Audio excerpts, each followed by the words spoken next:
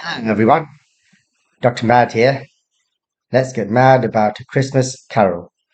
So we are almost at the end of Stave 2, so let's get straight into it.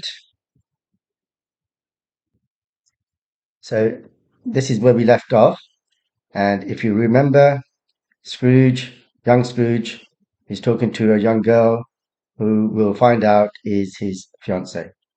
And she's complaining, or she's saying, that she was replaced by a golden idol. In other words, money, that Scrooge was spending too much time at work, too obsessed with money, and he forgot about her, or he neglected her, didn't spend enough time with her. This is the even handed dealing of the world, he said. There is nothing on which it is so hard as poverty, and there is nothing it professes to condemn with such severity as the pursuit of wealth. So, even handed means being fair, and profess means to claim, condemn means to disapprove of, and severity means strictness. So, what Scrooge is saying here is that on the one hand, if you're poor, the world treats you really badly. And at the same time, if you try to make money, it also treats you badly or it goes against you. Okay. So, and he says this line here means that, oh, the world is fair, but he's actually being sarcastic. He's saying the opposite, that the world is not fair. It has this contradictory, people have this contradictory view. Now, obviously, Scrooge is right here to a certain extent, but I suppose Dickens would say, and most people would say, that of course you have to make money, of course you have to work, but the question is, where do you draw the line? And I suppose most people would say you need to make enough money to be comfortable, but once you get to a point where you're just making money for the sake of it, that's maybe where you're kind of going too far. But that's something you can maybe debate in class. You fear the world too much, she answered gently. All your other hopes have merged into the hope of being beyond the chance of its sordid reproach.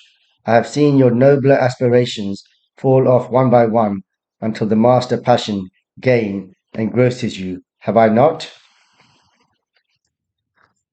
So here she's saying, oh, you care too much about what the world thinks, and all your other hopes have just turned into this one hope that the world won't judge you too harshly.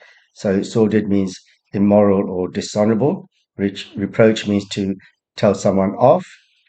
And she's saying that all your nobler aspirations, so this means ambitions, have gone. All your best ambitions have gone, and you're just left with this master passion, gain, in other words, making money, which now obsesses you. Now, this sentence here is really interesting, isn't it? Why is it interesting?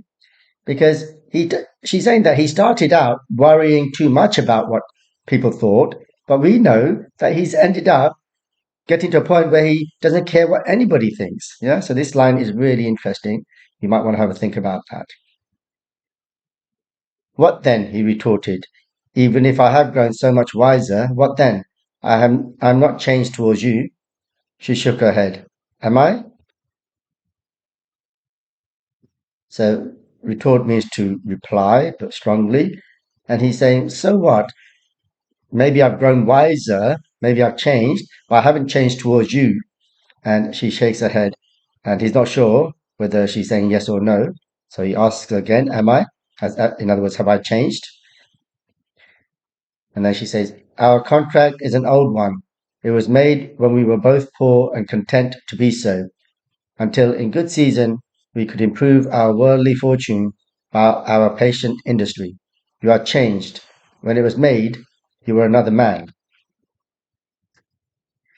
Now, this contract here, she's talking about their engagement. Okay, so I know it's a funny word to use. Nowadays, she would probably say something like, "Our engagement is an old one." But even today, marriage is technically called the marriage contract, and that's because until recent times, even now, maybe you could say, people used to marry more for kind of money or business or kind of merging two families together. So that's a bit of language context you can write about, which would get you the higher marks. And she's saying, so we were both poor and happy when we got engaged, and we were happy being like that until we could make our money by patient hard work. So industry means hard work there. And she's saying that you've changed. When we got engaged, you were a different man, not another man, a different man. Yeah. I was a boy, he said impatiently. So he's implying that he was young and foolish, or he didn't really know what he was doing. Your own feeling tells you that you were not what you are, she returned. I am. That which promised happiness when we were one in heart is fraught with misery now that we are two. How often and how keenly I have thought of this, I will not say. It is enough that I have thought of it and can release you. So here she's saying, look, you know inside your own heart that you've changed and you're a different person, but that I am still the same person that I was. And when we were together, when we had similar thinking, we were happy, but now we are full of misery. So fraud means full of misery now that we are two. So in other words, not so well, obviously there have always been two people, literally speaking, but before they used to think the same, and in that sense they were one. Now they think differently, so they are two separate people.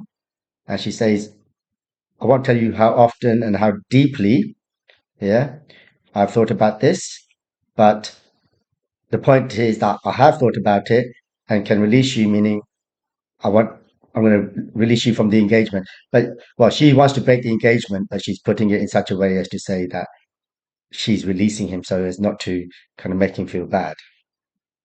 Have I ever sought release in words? No, never. In what then? So he's saying, have I ever said I want to break off our engagement? And she's saying, not in words, but implying that in actions he has. And he says, how so? And she says, in a changed nature, in an altered spirit, in another atmosphere of life, another hope as its great end. It in everything that made my love of any worth or value in your sight. If this had never been between us, said the girl, looking mildly but with steadiness upon him, tell me, would you seek me out and try to win me now? Ah, no. And then she says, well, you sought, so sought means to look out, to go after, yeah? So she's saying, well, you've kind of done that to, you've tried to change our, break our engagement by the fact that you've changed your nature, your spirit, your whole way of life has changed, and your great ambition, yeah, another hope, this great end ambition is now money instead of making me happy. So everything that used to make you love me or value me has now changed in your character. And she's saying this means here that if we weren't already engaged and you met me now, right, would you still try to woo me, court me? Would you still ask me to marry you? And obviously, this is a rhetorical question because she answers it herself and says, no, you wouldn't.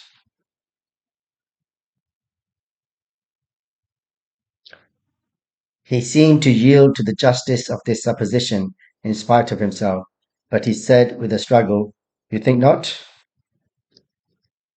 So here, Dickens seems to be suggesting that Scrooge, maybe by his facial expression or his body language, kind of accepts what she's saying, but he still says, you think not? Do you really think so? I would gladly think otherwise if I could, she answered. Heaven knows. When I have learned a truth like this, I know how strong and irresistible it must be. But if you were free today, tomorrow, yesterday, can even I believe that you would choose a dowerless girl, you who, in your very confidence with her, weigh everything by gain, or choosing her, if for a moment you were forced enough to your one guiding principle to do so, do I not know that your repentance and regret would surely follow? I do, and I release you with a full heart for the love of him you once were. So she's saying, I wish I could think otherwise, but once you know the truth, you can't resist it. So irresistible means you can't resist something. And then she says, but if you were free, so if they weren't engaged, there's no way I can believe that you would m- choose to marry a dowerless girl. So dowerless, so dowry is money or property that a girl used to give to the husband or the girl's family back in the day. I mean, it still happens in some cultures. Fortunately, we've moved on to a certain extent, so we don't really do that nowadays. And she's saying that in everything you say, you, money is your kind of final guiding principle. And then she's saying, and even if for a moment you kind of forgot yourself and you did get engaged to me, don't I know that very shortly after that you would regret it? Repentance is another word for regret. And she says, I do know that, and therefore I release you, and but I still love you for who you were when we first met. He was about to speak, but with her head turned from him, she resumed. So he tries to speak, but then, even though she's looked away, she then resumes to carry on talking. You may. The memory of what is past half makes me hope you will have pain in this, a very, very brief time, and you will dismiss the recollection of it gladly as an unprofitable dream from which it happened well that you awoke. May you be happy in the life you have chosen. She left him and they parted. So she's saying here that I hope, she's saying, I know this will cause you some hurt, and she's saying, in some ways that she hopes that it does cause him some hurt because of when she thinks back to the way they were. But she says because that will show that he genuinely loved her. But she says that but you will only be hurt for a short time, and then if you ever think of me after that, you will you'll get rid of the recollection, the memory of it, very happily as an unprofitable dream. So this word is obviously deliberately chosen by Dickens. So obviously this is to do with money. And here she's talking literally and metaphorically that he would dismiss it as a dream that would not have brought him any profit, any money, and that he'll be glad that he woke up from that dream, that she broke the engagement. And then she says, may you be happy in your chosen life of business and money and so on. Spirit, said Scrooge, show me no more. Conduct me home. Why do you delight to torture me? So remember, this was all, they're just watching what happened in the past, and now this is the present day Scrooge, the older man. And he says, please don't show me any more to the ghost. Take me home. Why are you delighting in torturing me? One shadow more, exclaimed the ghost. No more, cried Scrooge. No more. I don't wish to see it. Show me no more. But the relentless ghost pinioned him in both his arms and forced him to observe what happened next. But the ghost says, no, you have to watch one more scene, okay, one more memory. And he says, no, please don't show me any more. But the ghost doesn't allow him. So relentless means to not stop. Pinion means to tie down. So the ghost ties his arms down and makes him watch. They were in another scene and place, a room not very large or handsome, but full of comfort. Near to the winter fire sat a beautiful young girl, so like that last that Scrooge believed it was the same, until he saw her, now a comely matron, sitting opposite her daughter. The noise in this room was perfectly tumultuous, for there were more children there than Scrooge, in his agitated state of mind, could count. And unlike the celebrated herd in the poem, they were not 40 children conducting themselves like one, but every child was conducting itself like 40. The consequences were uproarious beyond belief, but no one seemed to care. On the contrary, the mother and daughter laughed heartily and enjoyed it very much, and the latter, soon beginning to mingle in the sports, got pillaged by the young brigands most ruthlessly. What would I not have given to be one of them? though I never could have been so rude. No, no, I wouldn't for the wealth of all the world have crushed that braided hair and torn it down, and for the precious little shoe, I wouldn't have plucked it off, God bless my soul, to save my life. As to measuring her waist in sport as they did, bold young brood, I couldn't have done it. I should have expected my arm to have grown round it for a punishment, and never come straight again.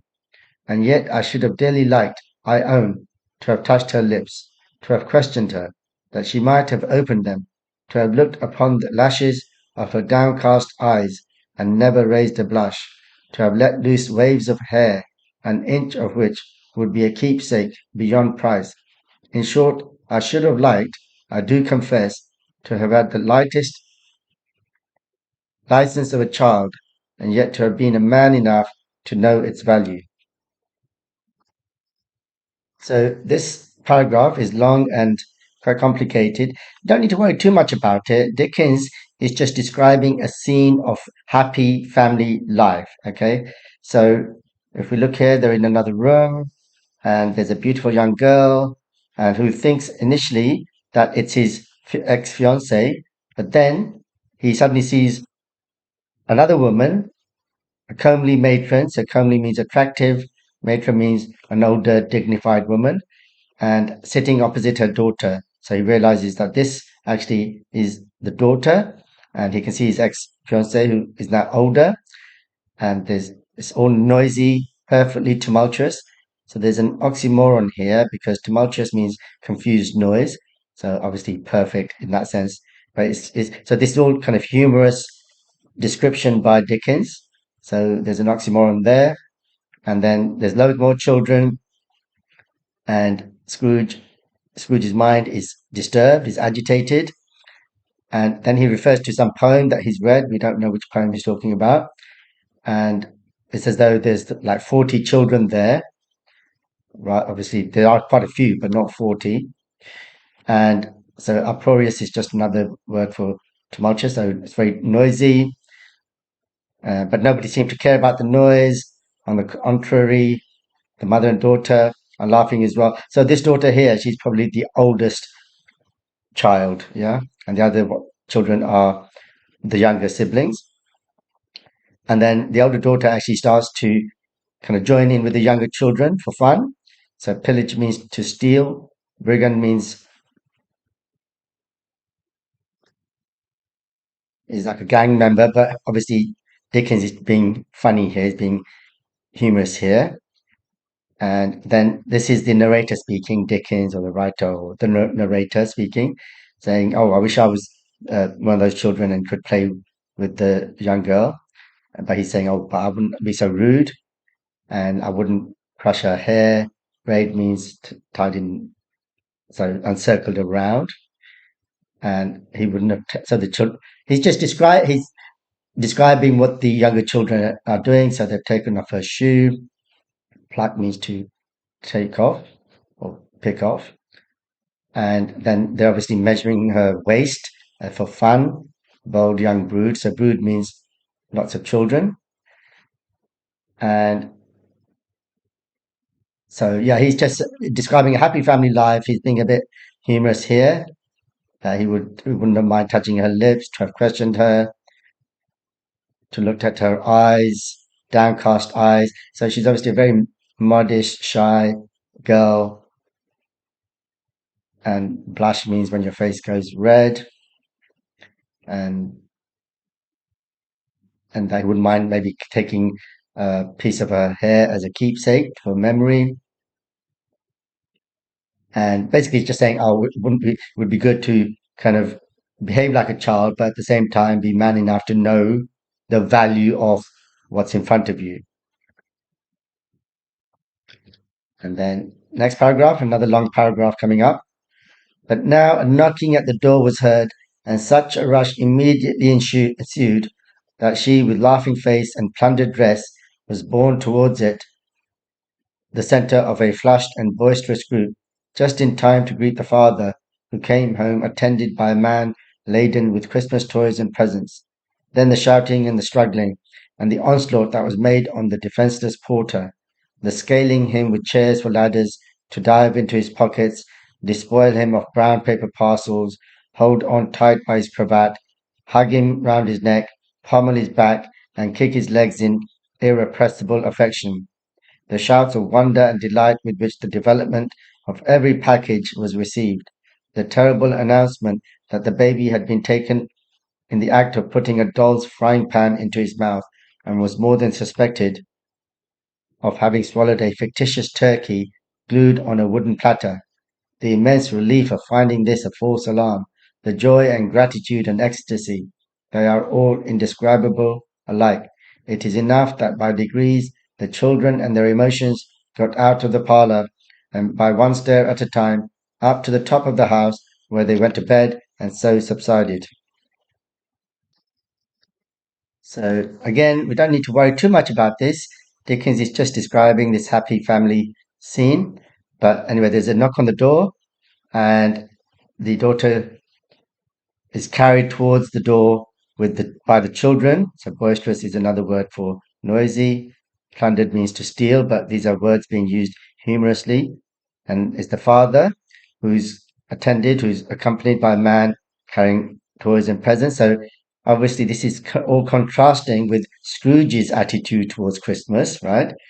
And the children kind of attack. So onslaught means attack, but in a funny way, on the man carrying the presents, and they climb up him using chairs to go to his pockets. Despoil means again to steal, but again being used humorously because they are actually their presents anyway.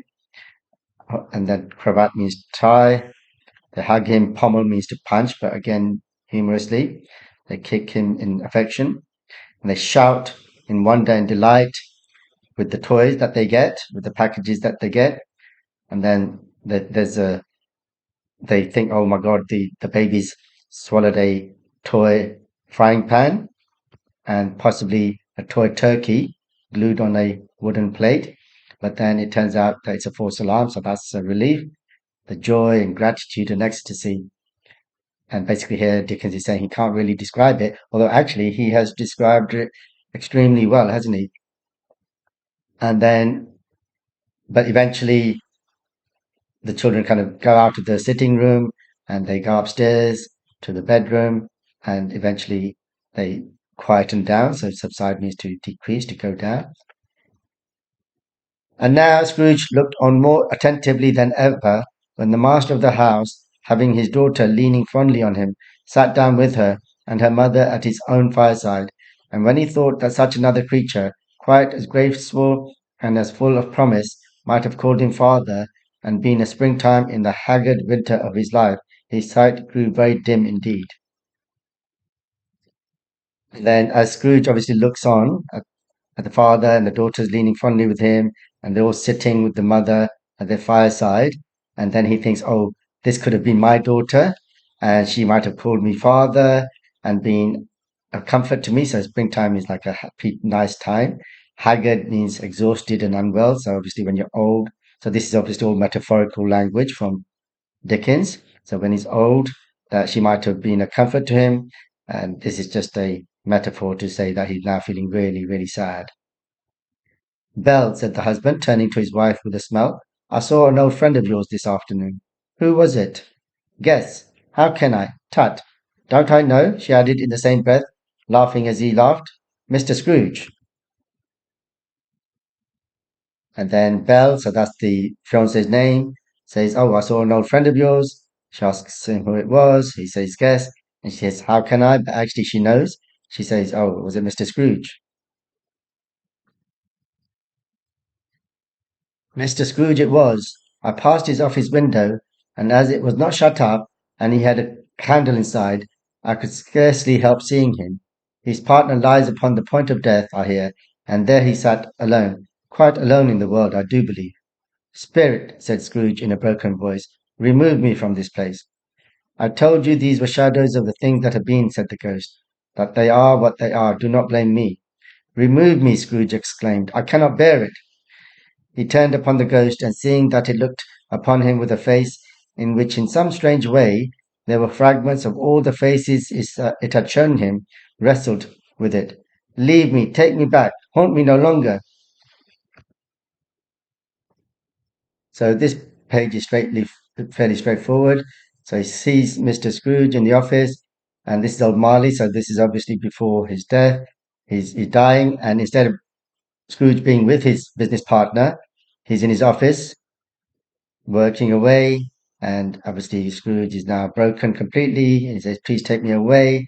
And the ghost says, "Look, don't blame me. These are your real memories. This is what you did."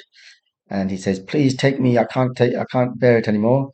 And then he looks at the ghost, and in the ghost face, he can see supernaturally all the faces that the ghost has just shown him. And he says, "Please take me away."